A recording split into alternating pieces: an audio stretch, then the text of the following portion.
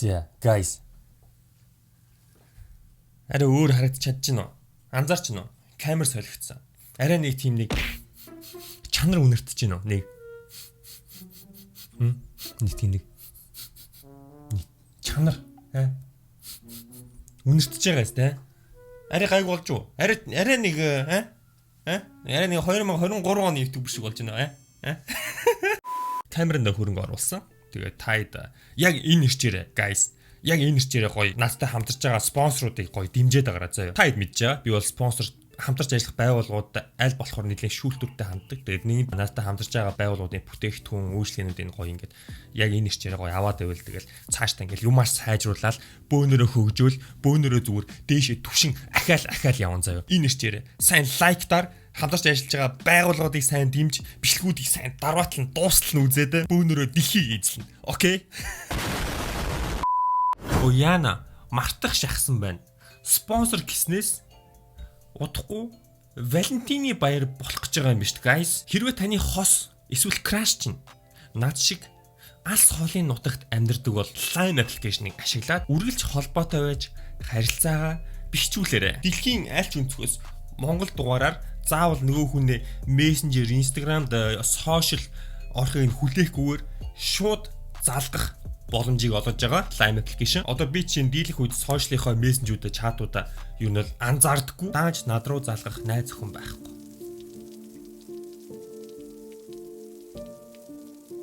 Тэгээ үүнээс гадна нөгөө хүн чинь хэрвээ Line дугаартай бол HippoCart, M+, M-Music, MoTV аппликейшнуудын болон CU-ийн эрхийн бичгүүдээс илгээж хайртай хүнээ халамжлаарай. Тэгээ түшиг уба та нарт бас хайртай учраас бэлэг бэлдсэн байгаа. Хэрвээ та нар түшиг гэсэн промо кодыг ашиглаад шинээр бүртгүүлэх юм бол дөрөвний дурдсан HippoCart, M+, M-Music, MoTV эрхийн бичгүүдээс сонголтын ашиглах боломжтой байгаа. Шинэ хэрэглэгчид утсан дээр Line application-ыг суулгаад 3000 төгрөг дугаараар худалдаж аваад шууд ашиглахад бэлэн болно. Тэгээд нэмж хэлэхэд Line Монгол дугаараараа та бүхэн e-Монгол систем, янз бүрийн банк болон янз бүрийн аппликейшнуудын нөгөө баталгаажуулдаг тийм мессеж хүлээн авах боломжтой. Тэгээ миний ажил ч гэсэн энэ бүхэн бол нэлээд хэрэг болсон. За тэгээд гадаад байдаг хүмүүс Line application суулгаараа ингээд бичлэгээ хүлээн авч үзцгээе.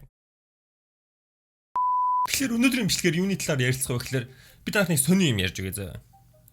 Нэг өдөр дэлхийн хүмүүс орой унтаад бөөнөрөө 10 хоногийн дараас ирсэн байгаа. Бүтэн 10 гаруй хоног одоо унтсан гэсэн үг. Тэгэхээр та нар энэ талаар мэдж амжаагүй байгаа. Яагаад түшгэ? Уба. Яг яаж дэлхийн хүмүүс бөөнөр 10 хоног дараалж унтсан юм бэ? Өнөөдөр бид нар тэр талаар мэдж авах болно. Тэгэд энэ бүхний гарал үүсэл нь хаанаас эхэлтэй вэ гэхээр наран дах дархан заяа гэдэг монгол хүнээс гаралтай гайхалтай биш гэж юу? Миний оруулсан сүүлийн бичлэг дээр наран дах дархан заяа юу гэж хэлсэн бэ гэхээр 1582 оны 10 сард 1 2 3 4 гээд явж байснаа шууд 15 болчихдог. Энэ татаар бичлэг хийгээд өгөөрэй. Дэмжиж байгаа нь лайк. Бүтэн 26 хүн лайк дарсан байна. Гайхалтай биш гэж юу? Миний ирчгүүч жоохон ихсээд тах шүү байна. Ингэж галзуурчих байдаг вэ? Гэж жихнээс галзуурчих байдаг вэ? Жоохон тайвшээ. Тэгвэл бичлэг аягүй сонирхолтой. Тийм учраас догдолж байна. Тэгээ TikTok-оор бол тэгэж энэ арай цагаан болцсон уу? Ихтгэхийн ухаантай камер чи өөрөө ингээд мөнгө өөрчлөгдөх ямар ядаргаатай юм бэ? Өөрөө өөрчлөлтөд хөрөлдөд байгаа юм хайш. Байж л та чи. Них гой өнгө тааруулсан чи буцаад. Энэ камерны мөнгө өөрчлөгдөд байвал битгий гайхаараа заяа. Убаа нь учрыг олон заяа. Харин гэгээд болчих. За тэр яах вэ? TikTok дээр байна штэ. Нэг ийм бичлэгүүд тренд болсон байгаа нэг хэсэг. Тэр нь юу вэ гэхээр штэ. Хэрвээ та нар штэ гар утсаа гаргаж ирээд доошоо ингээ гүйлгэн штэ бүр. Бүр доошоо 1582 он руу ингээ гүйлгэн штэ. Бүр доошоо ингээ гүйлгэн заяа.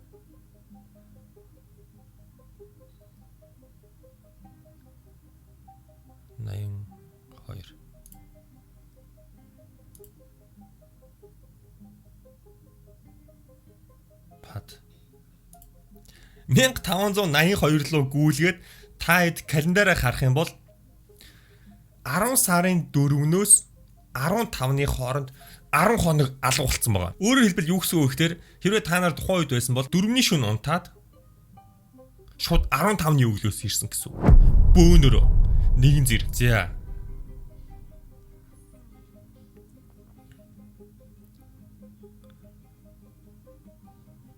1 2 3 4 15 гэж шууд явцсан. Энийт анх хэн анзаарсан юм бол? Ямар завтай календар доошоо гүйлгээд байж идэг байна. Тэгээ харж байгаах 4-өөс 15. Тэгээ таад бас утсан дээр шалгаад үзээрэй. Миний нэг утаас дуу бичээд нэг утаас камераар бичиж байгаа болохоор дасалж ерөөсө болохгүй байна. Тэгээд ингээд дахиад жоохон шалгаад үзэхэр вэ штэ. Зөвхөн 1582 онд биш заяа. 1752 онд 1752 оны 9 сарын 2-ноос 9 сарын 14 хүртэл 12 хоног бас ингэ шилжчихсэн байгаа заяа. Тэгээ би гайхсан л да хүү юм ч ямар учиртай юм бэ? Энэ үед хайшин дэлхий сүнжээсэн юм уу? Эсвэл зэрэгэлдэх ертөнц рүү шилжсэн юм уу? Эсвэл матриксийн симуляшны ямар нэгэн алдаа кличний дундуур нь календарын хугацаа нөлөөлсөн үү? Тэгээ ингээд жоохон судлахад бол бас энгийн гэж хэлж болохоор тайлбар гарч ирж байгаа. За тэгээд энэ бүхний хэргийн эзэн хингэргийн тохиор нь хин бэ гэхлээр байна шүү дээ. Григорийн Поп гэдэг нэртэй мань хүн байгаа. Яг одоо бид нар зургийг харж байна. Тэгээд тухайн үеийн Поп Григори 13 дугаар Поп Григори гэдэг. Өнөөдрийн бидний хэрэгжилж байгаа одоо энэ календар байна шүү дээ. 365 хоног 24 цагтаа юу гэдэг. Энэ календар бол Григорийн календар 1582 оноос бид нар одоо энэ календарыг ашиглаж байгаа. Тэгээ Григорийн календараас өмнө вэ штэ хүн төрлөختөн Жюлиус Цезар тэ алдарт Ромын их хаан удирдагч байсан. Тэгээд Цезарийн календараар баг хэд юм бэ? Баг 1500 жил явсан юм байшаа. 1500 600 жил явсан байгаа заа. Тэгээд энэхүү бидний одоо гайхаад байгаа ягаад 10 хоног 11 2 хоног ингээд алгасчваа гэд гайхаад байгаа энэ шалтгаан ямар шалтгаантай вэ гэхээр 1582 он хүртэл Жюлиус Цезарийн календараар ингэж явж байгаад Григориан календар руу ингэж шилжсэн байгаа заяа. Тэгээ хэдүүлээ яг ойлгохын тулд буцаад суур байгалийн ухааны хичээлээ нэг давтцгаая. Эхнээс нь эхлэе. Дэлхий тэнхлэгээ тойроод ингээд эргэж байгаа тийм үү. Тэнгэрээ нарыг тойрж байгаа тийм үү. Бас давхар. Тэгээ ингээд бүтэн нарыг тойрж байгаа нэг энэ бүтэн тойролтыг нь бид нар 365 хоног гэж тооцдог бол тэнхлэгээ нэг удаа ингэж тойрохын бид нар 24 цаг гэж тооцдог тийм үү. Тэгэхээр асуудал нь юунд байгаа вэ гэхлээр байна шүү дээ. Дэлхий тэнхлэгээ нэг удаа тойрч нэг удаа нэг өдөр ингэж өнгөрдөг нь яг яс юм дээр 24 цаг биш байгаа заяа. What? Bro, what are you talking about, man? Уучлаарай. Ах нүнийг л хэлье заяа. Та нар насан туршдаа хууртаж ирсэн. Харамсалтай байна.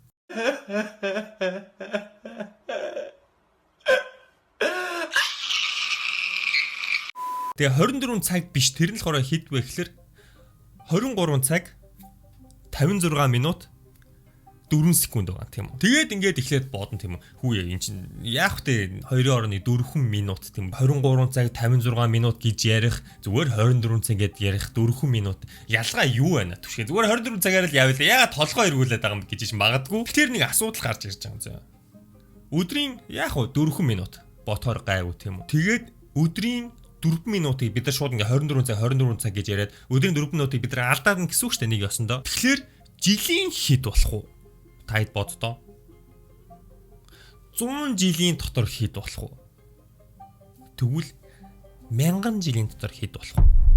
Түрүүний Поп Григориан. Тэгээд таад боддоо 1582 онд гэхэд л хүмүүс тийм нарийн юм ярьдаг байсан байх нь шүү дээ. Календарын тэр секунд, минутыг судлаад одох гариг иргэсгийг ингээд хараалаа. Тэгээд мань хүн Поп Григориан ингээд бодсон байгаа. Хүүе нэрээ ингээд өдрийн 4 минут гэхлээр чинь жилийн хэд болох уу? 100 жилийн хэд болох уу? Тэгэхээр Цезарээс хоошо хэдэн 100 жил тэ 1000 гаруй жил ингээд хэр удах уу? Энэ дунд чинь бид нар ер нь хэр их хоног алдаж байгаа юм бэ гэдэг асуулт тавиад тэгээд мань хүн дутуу бооцсон тэр 4 минутуудыг үржүүлээд мэдгүй хэдэн 100 жилдээ үржүүлээ те үржүүлээ тэгээд ингээ гарсан тоон ерөөдөө ингээ явсаар 11 хоног болсон байгаа. Тэгээд шууд тухайн үед Поп Григориа маань за одоо маргааш өглөө боссон хүмүүс 11 хоногийн дараа босчихно гэж тооцоорой гэж зарлиг гаргаад зүгээр цаг хугацааг шууд удирдаад тэгээд маргааш өглөө боссон хүмүүс нь онлын хувьд 11 хоног унтаад сэрлээ гэсэн. За тэгээд ерөнхийдөө ийм түүхтэй та хэд сайн ойлгосон байх гэж бодож байна. Тэгээд та хэдийн зарим нь асууж магадгүй. Ягаад 1752 онд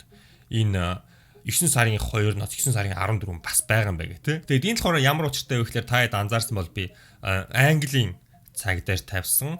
Англичууд бол ерөөдөө 1752 онд хайрцангуй сүүлд энэ Грегорийн календарыг дахаар шийдээд шууд 9 сарын 2-ноос 9 сарын 14-нд шууд шилжсэн байгаа. Ямар базар би тухайн үед төрөөгүй. Миний төрсөн өдөр чи 9 сарын 5 штэ. Төрсөн өдрөө тэмдэглэхгүй шууд алгасах байсан юм шүү дээ. Монгол календар 752 онд зүгээр байна. 1582 он байхгүй бах юм. Чи 10 сар мөн биз дээ. 1582 оны 10 сар тийм. Тэгвэл монголчууд маань цагаа тохируулаагүй явж байгаа юм шүү дээ. Хизээ тохируулсан бол нэр 1582 онд нь Монгол календар 10 хоног алгасаагүй байна. 1700 хэдлээ. 1700 хэд онд нь алгасаагүй байна. Тэгээд бид нар хөгжлөөрөө хоцроод байгаа юм биш үү? За тэгээд цаг хугацаа өөрчлөгдсөн гэснээс өөр нэг аюул сонирхолтой мэдээлэл та нарт явуулсан. Бас цаг хугацаатай холбоотой. MNB цэгийн маань цагийн хүр дээр сүүлд гарсан мэдээлэл байна. Юу вэ гэхээр цөмийн аюул занал ихснийг харгалзан дэлхийн сүүлчийн өдрийн цагийг тааруулжээ гэсэн маш ноцтой бөгөөд эвгүй мэдээлэл байна. Цөмийн дан, өвчин дахал, байгалийн гам шиг сүрэл зэрэгээс шалтгаалж хүн төрлөختөн дэлхийн гариг мөхөлт хэр ойрхон байгааг атомын эрдэмтэн судлаачид тогтоодог. Тэдгээр эрдэмтэд хүн төрлөختөн яг одоо урд үзэгдээгүй өндөр аюул эрсдэл байна гэж тодорхойллоо. Улмаар тэд аюул занлаас сэрэмжлүүлэх бэлгэдлийн зорилго бүхий мөхлийн өдрийн цагийг 10 секундээр урагшлуулж шүн дунд болоход 90 секунд дутуу байгаагаар тохируулжээ. Мөхлийн цаг гэж та нар сонсч ирсэн үү? Би анх удаа сонсч байна. Юу лээ? Өмнө ярьж илүү хэдүүлээ. Тэмдэггүй цаашаа явцгаая. Гэтэ бэлгэдлийн зорилго бүхий цаг гэж байгаа шүү. Тэгэхээр бол энэ цаг устдаад бид нар шууд өсөмчихгүй заяа. 50 байж болно заяа. Энэ нь сүрлийн мөч урд хожид байгаагүйгээр ойртныг зааж байгаагаар тохируулсан анхны тохиолдол болж байна. Атомч эрдэмтдийн албан мэдэгдэл хэмээх байгууллага өчигдөр албан хуудасаараа сүрлийн цагийг тааруулах үйл явцыг шууд дамжуулсан байна. Америкийн Вашингтон төвтэй энэ байгууллага 2020 оны 1-р сард коронавирусын тахал эхлэхэд сүрлийн цаг болоход 100 секунд дутуу байгаагаар цагийг тааруулж байж. Цаг нь яаж ажилт юм бол харин 21, 22 онуудад цагийг хөдөлгөөгүй байна. Нобелийн шагналт 13 хүн цөмийн технологи цаг уурын шинжлэх ухааны эрдэмтэд болон бусад мэрэгчлэнээс бүрдсэн энэ байгууллагын ерөнхийлөгч бөгөөд гүйцэтгэх захирал Рэйчел Бронсон цөмийн зэвсэг хэрэглэх Оросын өнгөц халахалсан сүрдүүлэх санаатай санаандгүй эс бөгөөд ослын шинжтэйгээр хямрал гарах аюулыг дэлхийн дахинд сануулж байна. Окей, дайнтай холбоотой асуудлаар те Украин Оросын дайнтай холбоотой асуудлаар ингэж хийсэн байна. Энэ үештэй бүр Guardian News дээр гарсан юм байна шүү дээ. The members of the Science and Security Board move За. Мань эрдэмтэд. Манай хэлбэгд орж ерхийлэгч мөн өө.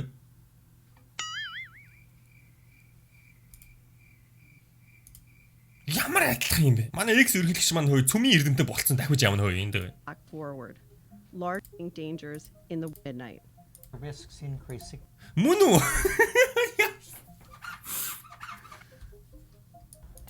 Наад ер нь зүгээр бэлгэдлийн чанартай ингээл юу юм байна л да. Зүгээр дэлхийд дахин за ингээ манайхаа цаачаа ингээ цөмийн зэвсэг болох ингээ магадлал шүү. Ерөөдөө л дайны эсрэг үйл ажиллагаа гэх юм уу? Тэ? Тэгэхээс бол яг бүр юу гэдэг ингээл эрдэмтэд судлаад за ингээд төдөндийн дэлхийн сүн мөн гэсэн юм бол биш шүү. Гэтэ манай X ерхийлэгч энд юу гэж явж байгаа юм бол гайхах юм. Тэр л их сонирхолтой байна. Яалчгүй манай X ерхийлэгч мөн байна да. Би андуураад байна уу? За тэр ч яг өмөч байсан биш ч байсан. Ийм явдал болсон юм байна. Нобелийн шагналт 13 хүн гэж байгаа байхгүй юу? Элбэгийн ерөнхийлөгч Нобелийн шагнал мангал байхгүй үстэй.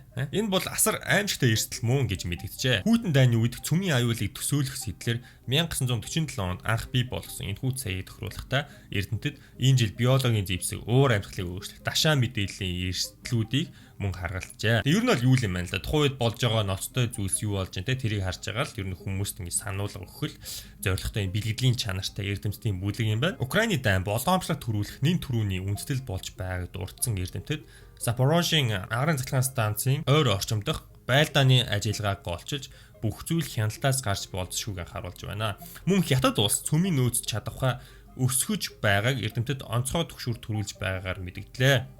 Хятадын цөмийн зэвсгийн нөөц удахгүй Америк Оросынхтой өрсөлдөх хэмжээнд хүрч болцшгүй гэдэг Пентагоны албаны байр суурийг тэд иш үндэс болгож байна. Мөн Умар Солонгосын цөмийн болон пуужингийн туршилтуудтай холбоотой сэрэмжлүүлгийг Эрдэнэтэд давтан илэрхийлжээ. Бас нэг бодлын сонин шүү те. Америкчууд өөрсдөө цөмийн зэвсэгтэй үжиж бусад улс орнууд яг ижилхэн цөмийн зэвсэгтэй болох гэхлээр тэрийг эсэргүүцээд байдаг. Эсвэл өөртөөгөө илүү удирдлагатай гэж үзэж байгаа юм болов уу? За цөмийн зэвсэгч яах вэ?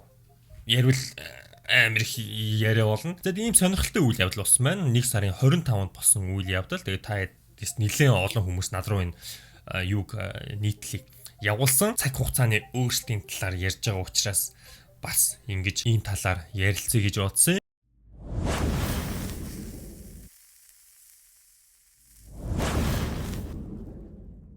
За тэгээ guys хүн болгон лайкад дарж ирцээ бүртгүүлээрэ хүн болгон дарах шүү заяа. Нэг хүн дутуу орхивол энэ бичлэгийг шууд устгахчаар чи хандлт болохгүй те. Нэг хүн лайк дарахгүй дутуу орхих юм бол би эндээс хакертэй шүү заяа. Хакертаж бүх тоглоомыг чи устгах нь. Окей?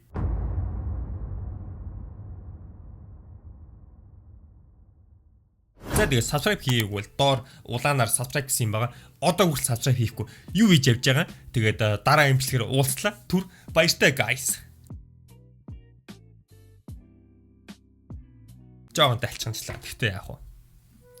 Далчганал зүгээр. Далчнах цаг нь болсон. Окей? Даруухан байж хандлаа. Хэдий болгон даруухан байх гэсэн та нар намайг. Хэдий болтол би даруухан байх ёстой юм бэ? Шинэ камер авсан. Одоо камера шинжилсэн. Одоо жоохон далчхан амдран заяа. Флекс гэж амдран заяа.